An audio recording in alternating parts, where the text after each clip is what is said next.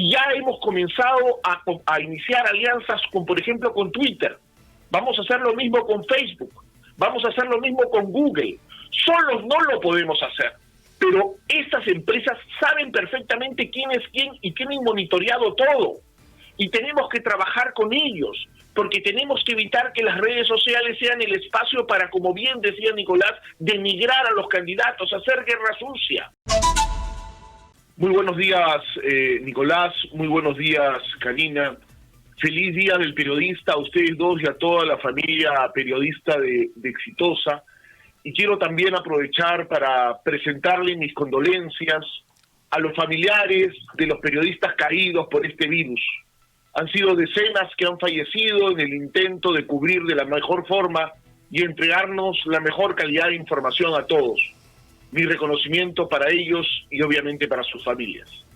Muchísimas gracias. Señor Corbeto, usted ha salido elegido en un puesto que en realidad quema en etapa electoral. Nosotros hemos visto el gran problema del financiamiento de los partidos.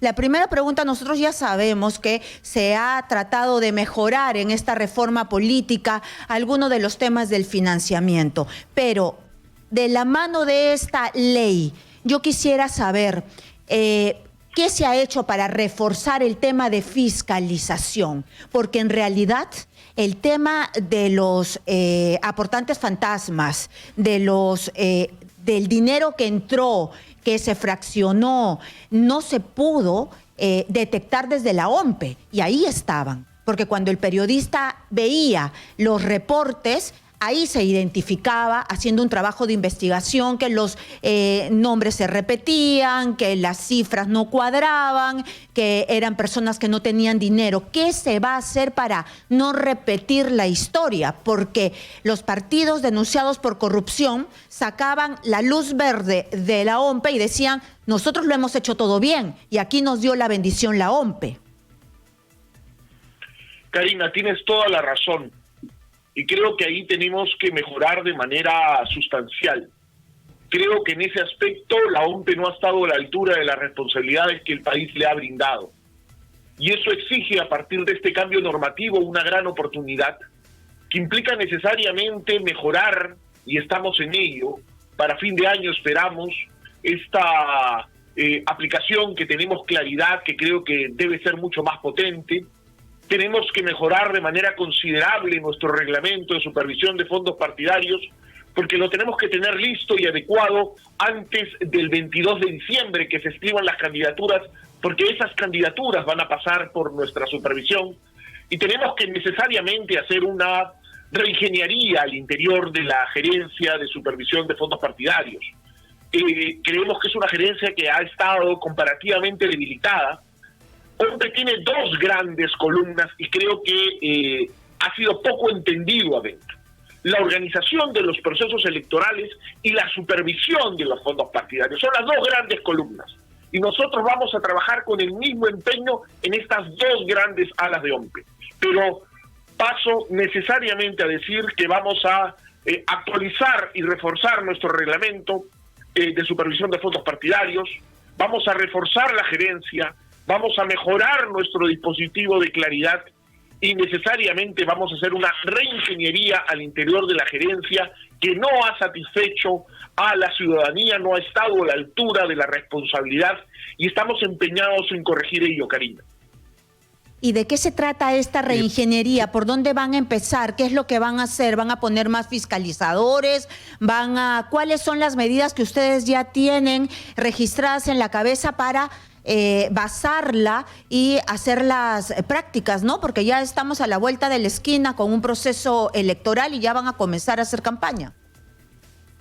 Sí, en principio nos vamos a meter de lleno ahora de inmediato en dos líneas de acción que tiene que ver una con el fortalecimiento del sistema de claridad y otra con el reforzamiento de la gerencia. La gerencia lamentablemente tenía un crecimiento en la misma línea que el proceso electoral. Tenía más capacidad durante el proceso electoral y menos capacidad luego del proceso electoral. Y eso es absurdo. Nosotros tenemos que tener una gerencia que tenga un fortalecimiento permanente, una capacidad de acción permanente. No podemos estar esperando recursos de procesos electorales para cumplir con nuestra labor, que es una labor permanente, cotidiana, diaria, la supervisión de los fondos partidarios. Estamos reforzándola con personal, estamos incorporando técnicos, estamos trabajando con también asistencia técnica internacional para fortalecerla. Tenemos que volver a hacer la gerencia, Karina, y lo vamos a hacer en lo inmediato. Pero eso se refiere al tema de los fondos. Uno de los asuntos más relevantes, señor Corbeto, es el de las elecciones internas. Es decir, todo este debate sobre el voto preferencial, nosotros hemos llamado la atención sobre el hecho de que si no iba de la mano con la efectiva existencia de un sistema de democracia interna en los partidos, al final íbamos a terminar poniendo en manos de los dueños de los partidos la decisión de quién era candidato o no. ¿Cómo se va a garantizar? O sea, ¿qué mecanismo puede usar la OMPE para que se garantice que la voluntad de los miembros de los partidos sea la que se imponga en la decisión de quiénes van a ser los candidatos? Estimado Nicolás, en esta oportunidad tenemos la ventaja de que el Congreso ha tenido una mejora sustancial en ese aspecto. OMPE pasa de ser un organismo que daba asistencia técnica en lo que el partido consideraba, y cuando el partido consideraba, a ser la institución que organice el proceso electoral. Ese es un salto cualitativo. No es las primarias, es verdad. No son las primarias aún, pero creo que es un paso fundamental. Y es en esa línea de ideas que nosotros, el 29 de noviembre, vamos a hacer una gran elección en donde van a participar más de 1,5 millones de afiliados de los partidos. Vamos a hacer en esencia, Karina y Nicolás, 24 elecciones en simultáneo. Hoy tenemos 24 partidos. Si hay más partidos inscritos ante el ROC, haremos más internas. Pero en esencia vamos a tener 24 elecciones en simultáneo que vamos a comenzar a trabajar con los órganos electorales centrales. Nosotros vamos a delimitar los locales de votación. Cada partido tendrá sus mesas de sufragio dependiendo del número de afiliados. Vamos a instalar mesas de sufragio en todas las provincias en donde existan organizaciones de comités partidarios en los partidos. El esfuerzo que va a realizar OMPE en los próximos 50 días es mayúsculo. Vamos a hacer en 55 días una elección para más de 1,5 millones de afiliados, en donde cada partido tendrá su mesa, sus personeros, sus miembros de mesa, sus candidatos. Les haremos el material electoral, implementaremos los 7 protocolos de seguridad sanitaria en esta elección, y esté absolutamente confiado que desde la OMPE vamos a generar todas las condiciones para garantizar el proceso de democracia interna en los partidos. Este 29 de noviembre van a votar más de 1,5 millones de ciudadanos afiliados a partidos políticos, y dependiendo del estatuto y el reglamento de cada partido, algunos elegirán a sus candidatos a puestos de poder de forma directa y otros... Y la depuración de los padrones, ¿a cargo de quién va a estar? Porque, es decir, esa siempre es una controversia, ¿no es cierto? Bueno, el problema es que ha habido partidos donde simplemente ya sabemos cómo se han nombrado los candidatos, ¿no es cierto? El dueño del partido decidía quién iba a dónde y punto, sin importar la opinión de la gente en la mayor parte de los casos. Pero en los partidos más organizados ha habido siempre disputas por este tema del padrón, de quiénes tienen derecho a votar, quiénes no. Entonces, los que están por un candidato tratan de que, ¿no es cierto?, los habilitados para votar del otro candidato sean menos. ¿Quién va a resolver esas disputas? ¿Todo es responsabilidad de la OMPE ahora? El padrón electoral es responsabilidad del RENIEC. RENIEC tiene un equipo técnico de altísimo nivel y estamos absolutamente seguros que la depuración que hará a partir de la información, porque esto es bueno tenerlo en claro, todo es el proceso. Los partidos le presentan al registro de organizaciones políticas, el Jurado Nacional de Elecciones, le presentan sus afiliados.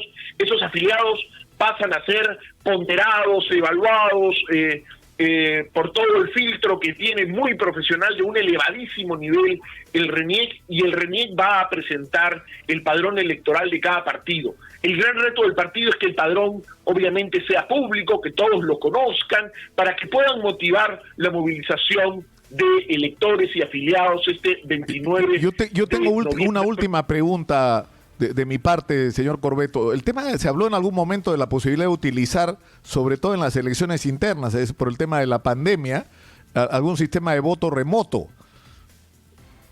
Es decir, de voto no presencial. ¿Eso ya se descartó? ¿Eso se va a poder hacer? El Congreso de la República abrió la posibilidad de que se pueda utilizar. Materialmente es imposible utilizarlo, y le explico por qué. Porque la norma, cosa que está muy bien, exige que las modalidades de voto electrónico en esta interna, por ejemplo, tengan una auditoría. A nivel internacional, uno no puede utilizar una modalidad de voto electrónico sin una auditoría. El voto electrónico no es una cuestión de fe, tiene que haber una auditoría que sea además distribuida a todos los partidos y a la sociedad civil, y el Congreso nos dio esa oportunidad. El problema es que el proceso de contratación para la auditoría nos lleva a tener el primer informe de auditoría del Código Fuente alrededor del 10 o el 15 de diciembre, lo cual hace imposible que lo podamos utilizar para este proceso electoral. Es por eso que desde la Pero ONU para hemos las tomado... elecciones generales sí se podría usar. Para las elecciones generales remoto. vamos a comenzarlo a usar con un piloto, cuando menos para ciudadanos residentes en el exterior, que ya venimos coordinando con el señor canciller. ¿Debilita su gestión de fiscalización esta modificación que se hizo a la norma para no sancionar a los partidos infractores? Karina, mira, nosotros tenemos que entender todo esto como un proceso.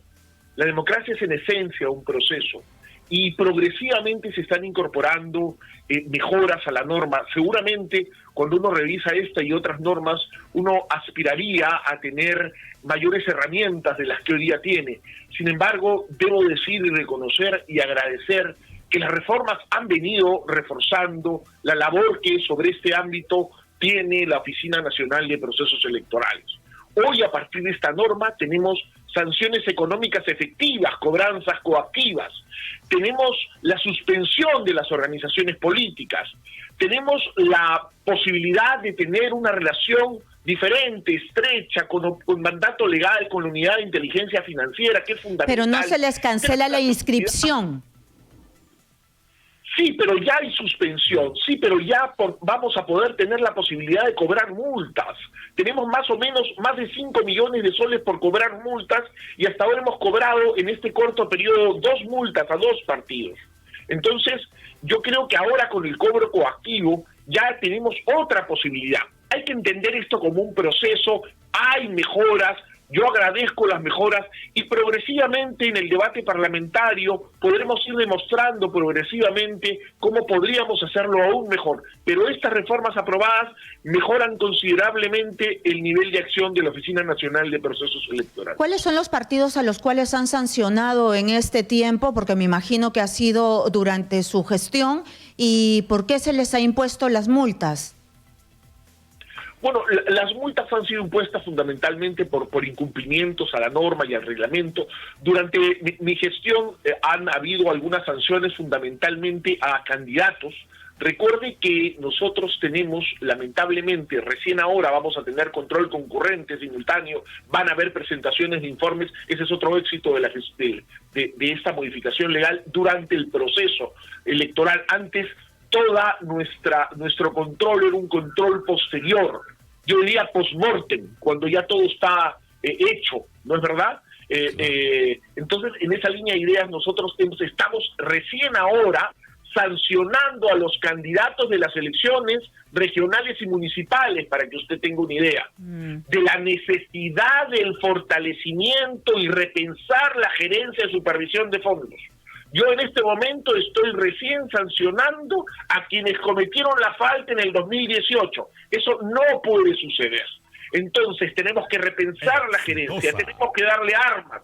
Y esta reforma legal nos permite por fin poder tener controles y solicitar informes durante la campaña electoral, y vamos a poderle meter diente a ese tema durante el proceso electoral, y no como es ahora, que estamos sancionando lo que sucedió hace 2 años. Eso no puede suceder. La ciudadanía tiene que ir a votar sabiendo quién financió a qué partido, quién le dio el dinero, y eso tiene que estar en línea. Y cualquier periodista, cualquier ciudadano tiene que entrar a esta plataforma Claridad y tener toda la información, porque si no, no le estamos dando la información que permita que el ciudadano pueda tomar las decisiones adecuadas. Claro, transparencia. Pero, ¿qué piensa usted? del financiamiento privado, porque tengo entendido que en varias legislaciones solamente se admite el financiamiento público, pero acá es mixto. Mire, yo no le veo ningún inconveniente al financiamiento privado, que siempre que este sea transparente, siempre que este diga, mira, tal empresa le entrega tanto dinero a tal organización política. Yo no le veo ningún problema. Hay concepciones más vinculadas a la participación del Estado, más dirigidas a la participación de las empresas, de las personas particulares, privadas. Lo importante es que se haga evidente, que todo el mundo tenga la información, quién da, cuánto da, para que no solamente en el momento de tomar las decisiones de votar, sino luego sepamos si es que esa donación ha merituado algún tipo de favoritismo. Eso es lo esencial. El ciudadano y los medios de comunicación tienen que tener... También tiene el sentido, señor Corbeto, de que no se pierda el equilibrio, ¿no es cierto? Porque tú puedes tener un partido pequeño con mucho dinero que termina teniendo mayor posibilidad de desplazar a sus candidatos, de hacer propaganda, frente a un partido que puede ser muy grande pero sin recursos, ¿no es cierto? Así es, y es por eso que me parece fundamental el hecho que el acceso a los medios de comunicación masivos sea a través de un financiamiento del Estado. Eso es fundamental, porque si no generamos una inequidad en la competencia electoral que puede tener un efecto directo en el electorado. Y es fundamental ahora que la franja se haya ampliado, que tengamos 60 días de franja, que el horario sea mayor, porque eso va a permitir que exista un financiamiento público indirecto que permita financiar que los partidos tengan acceso equitativo a los medios de comunicación, ¿no? Y eso va a generar mayor transparencia y mayor equidad en la competencia electoral. Y eso me parece que es un avance sustancial, porque además, si no existe la posibilidad de que el privado o que de manera directa un partido pueda financiarse ante un medio de comunicación, es el Estado el que lo tiene que financiar. Porque si no, imagínense, en este contexto COVID, nadie va a poder hacer concentraciones, ¿no es verdad? Nadie va a poder hacer movilizaciones. En este contexto es fundamental que exista este financiamiento con los medios de comunicación del Estado a los medios para que exista una presencia equitativa. Y el tema de las redes sociales, ¿cómo se va a controlar el tema de las redes sociales? Porque, digamos, el gasto en los medios de comunicación formales es, digamos, de mayor acceso. Pero ¿cómo se hace para controlar la publicidad a través de las redes, que van a cumplir un papel muy importante en esta campaña? Mire, ahí tenemos que aprovechar la experiencia internacional. Desde mi punto de vista humilde, por supuesto, el Tribunal Electoral panameño ha hecho grandes esfuerzos para trabajar todo el tema de redes sociales. Hoy las redes sociales, Nicolás, tú tienes toda la razón, van a reemplazar en muchos casos en la movilización callejera, ¿no es verdad? La posibilidad de agrupar gente en plazas y calles. Y es por eso que nosotros tenemos que aprobar lineamientos, códigos de ética, generar comités, porque tenemos que también acercarnos y si bien existe, digamos, un vacío que hubiese sido lindo poderlo regular de manera plena a partir de una norma, los organismos electorales tenemos que hacer el esfuerzo por brindar las garantías para que en ese espacio el dinero pueda ser bien utilizado, porque no vaya a ser que lo utilicen en campañas de descrédito, en bots. No, además, ¿cómo controlas la contratación de esos ejércitos de trolls? ¿No es cierto? De esta gente que se dedica a denigrar, a denostar, pegan y detrás de eso en realidad hay una compañía que presta el servicio, ¿no es cierto? No es la expresión de la opinión de miles o en algunos casos de cientos de miles de personas. Esos son trolls se alquilan. simplemente robots y, ¿no es cierto? Y empresas dedicadas a este servicio. ¿Cómo controlas eso? Es muy difícil. Lo que pasa es que ahí hay que no mirar solamente lo que el organismo puede hacer solo. Ahí tenemos que hacer alianzas. Y ya hemos comenzado a iniciar alianzas con, por ejemplo, con Twitter. Vamos a hacer lo mismo con Facebook. Vamos a hacer lo mismo con Google. Solos no lo podemos hacer. Pero estas empresas saben perfectamente quién es quién y tienen monitoreado todo. Y tenemos que trabajar con ellos, porque tenemos que evitar que las redes sociales sean el espacio para, como bien decía Nicolás, denigrar a los candidatos, hacer guerra sucia. Y eso implica una labor obviamente de los organismos electorales, pero implica también un compromiso de los partidos políticos. Los partidos políticos tienen que jugar limpio en las elecciones y hay que comprometerlos. Hay la posibilidad de firmar acuerdos políticos para que se comporten a la altura de lo que la ciudadanía reclama en las elecciones del Bicentenario. Estamos en una situación de crisis impresionante. Todos tenemos que poner de nuestra parte y nosotros vamos a hacer el mayor esfuerzo con el Jurado Nacional de Elecciones y con el RENIEC y construyendo alianzas con las empresas que tienen el mayor monitoreo de esto, que son las mismas empresas que construyen estos espacios, Twitter, Facebook, Google. Tenemos que generar alianzas con ellas y hasta donde tengo entendido, esta misma semana ya tenemos una reunión con Twitter para poder avanzar en ese aspecto. Señor Corbeto, ¿qué se va a hacer con el tema de los miembros de mesa? Ustedes dijeron que tenían una propuesta para pagarles 120 soles. Esto va a convertir que las personas que en este momento en pandemia, habrán muchísimas que esos 120 soles les alcance para comer. Digan y levanten la mano, yo quiero ser miembro de mesa. Y una segunda consulta referente a esto. Va a ser absolutamente, yo sé que el voto es obligatorio, pero va a haber multa para los que no quieran ir a votar porque le temen al COVID-19. Mire, Karina, toda la estrategia que estamos construyendo para poder realizar unas elecciones exitosas implica la desconcentración de locales de votación, de pasar de 5.300 a 16.000 locales de votación, que implica desconcentrar las mesas, que implica garantizar el distanciamiento social, que implica hacer un voto escalonado, que implica generar una burbuja de 2 horas para que los más sensibles respecto al virus, las personas con discapacidad y adultos mayores puedan votar.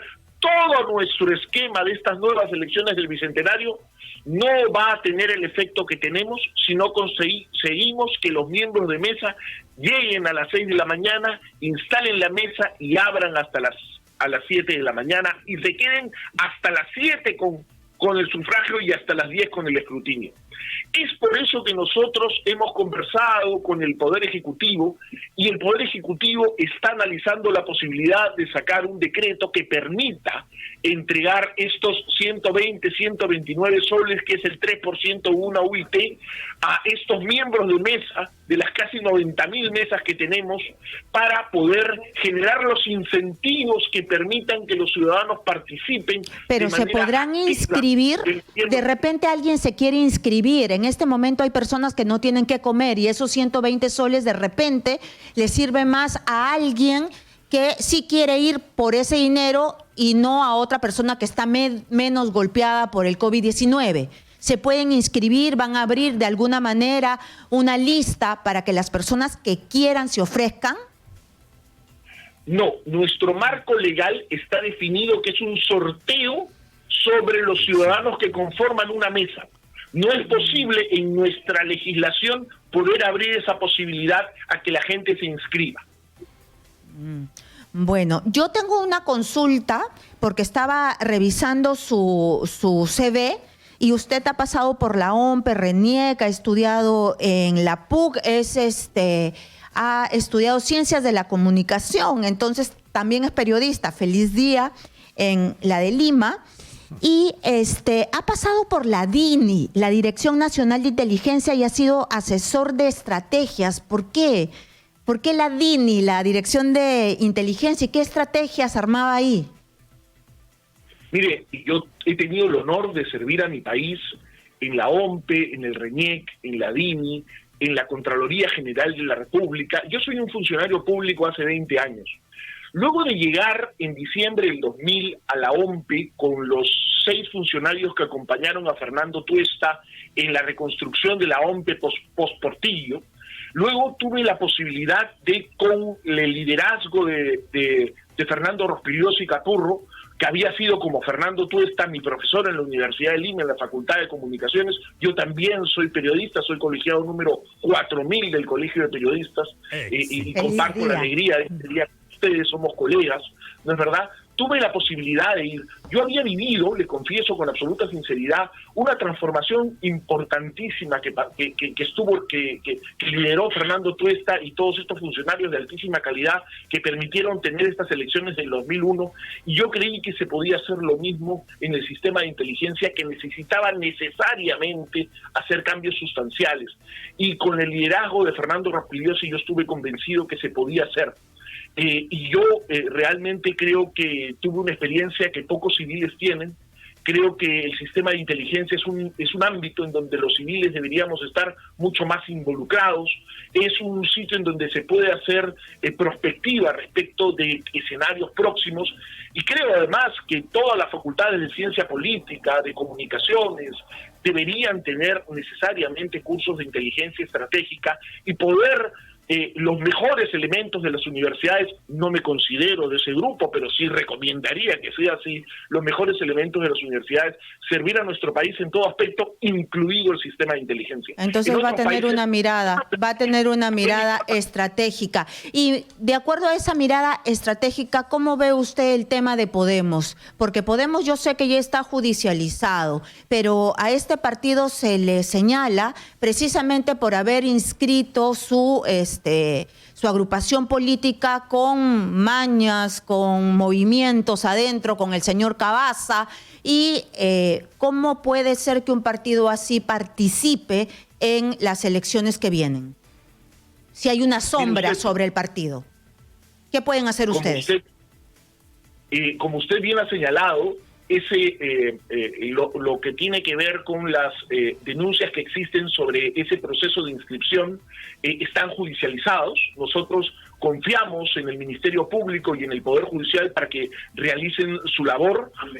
Han venido, nosotros hace pocas semanas hemos recibido a una fiscal que está investigando el tema. Nosotros estamos dando todas las facilidades, y lo que quiero que quede absolutamente claro es que nadie vinculado a las denuncias se encuentra trabajando con nosotros. Eso es lo que yo le iba a preguntar, señor Corbeto, porque resulta que Peruanos por el Cambio también contrató los servicios del señor Cavazza, que por lo que dicen entraba y salía de las oficinas de Peruanos por el Cambio como de su casa.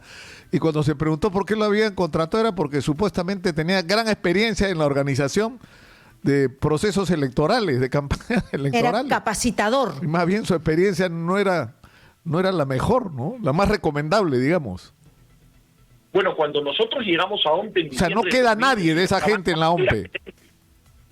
De ese entorno, de ese jefe nacional que se encuentra inmerso ese grupo en esas investigaciones, nosotros no tenemos ningún funcionario. Existen 2 trabajadores nuestros que se encuentran en procesos de investigación, pero en eso están. Ninguno de gerente o subgerente que hayan sido incorporados durante ese periodo se mantiene en nuestra gestión. Nosotros estamos haciendo un trabajo íntegro, comprometido con el país. Toda la gente que me acompaña es gente que ya ha trabajado antes en OMPE o en el Jurado Nacional de Elecciones. La mayoría de gente, todos han pasado antes por OMPE, con lo cual no solamente tienen el conocimiento y la experiencia, sino sobre todo el compromiso con este glorioso chaleco azul que vestimos todos los de la OMPE. Muy bien, una última pregunta para terminar, señor Corbeto, o para que quede finalmente claro. Estamos en medio de una pandemia, es altamente probable, o en todo caso es probable que para el día de las elecciones en abril del próximo año todavía tengamos restricciones. ¿Qué va a pasar? ¿El voto va a seguir? O sea, el voto es obligatorio, ¿no es cierto? Pero sí se podría flexibilizar, por ejemplo, el pago de las multas. O sea, ¿cómo se va a manejar ese tema? El pago de las multas se ha flexibilizado. Pero yo quisiera aprovechar tu pregunta, Nicolás, para decirle a la ciudadanía que se pueden hacer elecciones en pandemia y se pueden hacer buenas elecciones en pandemia. No voy a designar o explicar el caso de Corea del Sur, Italia, Francia, porque realmente están muy alejados de nuestra realidad. Es cierto, pero, alejadísimo. Así es, pero vamos a poner ejemplos cercanos. Y ejemplos cercanos son, por ejemplo, República Dominicana, que hizo una elección exitosa. Este domingo, y es un tema que no puede pasar desapercibido, han habido elecciones departamentales y municipales en Uruguay. ¿Usted sabe que han roto el nivel de participación comparado a lo que sucedió 4 años antes? Es posible hacer elecciones en pandemia. O sea, Si ha es que ido el más organismo gente.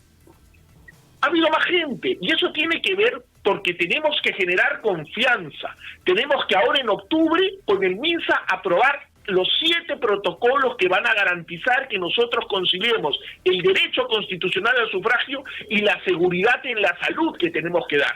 Si nosotros cumplimos los protocolos, si nosotros tenemos con incentivos a los miembros de mesa para que instalen la mesa de manera puntual, si nosotros hacemos toda la campaña de difusión, y ahí les pido una ayuda fundamental, por favor, Nicolás, por favor, Karina, para podernos ayudar a difundir estos 7 protocolos, tengan la absoluta certeza que la elección va a ser un éxito. Pero usted también tiene la certeza, según las encuestas, no por lo que yo le diga, aunque yo le voy a ser franca, a mí me da miedo. Usted pide mi colaboración, pero yo represento a esas personas que tienen miedo de ir a votar. El 40% de peruanos, según Ipsos, tiene miedo de ir a votar. Y el ausentismo se supone que ha sido altísimo ya en las últimas elecciones. Viendo la realidad, ¿qué se va a hacer? Generar confianza, Karina. Ay, pero eso es bien etéreo. No, no es etéreo, es concreto. ¿Y cómo lo hacemos concreto, Karina? Lo hacemos concreto trabajando 7 protocolos que vamos a sensibilizar. Mire usted, yo lo veo positivo ese 40% que dice que tiene miedo de ir a votar, y los entiendo. Yo también tengo padres, tengo hermanos, y también pueden tener miedo de ir a votar. Pero vamos a ver el vaso no medio vacío, sino medio lleno. El 60%, a pesar de la situación de crisis, quiere hoy, a 7 meses de las elecciones, ir a votar. Eso es un éxito rotundo.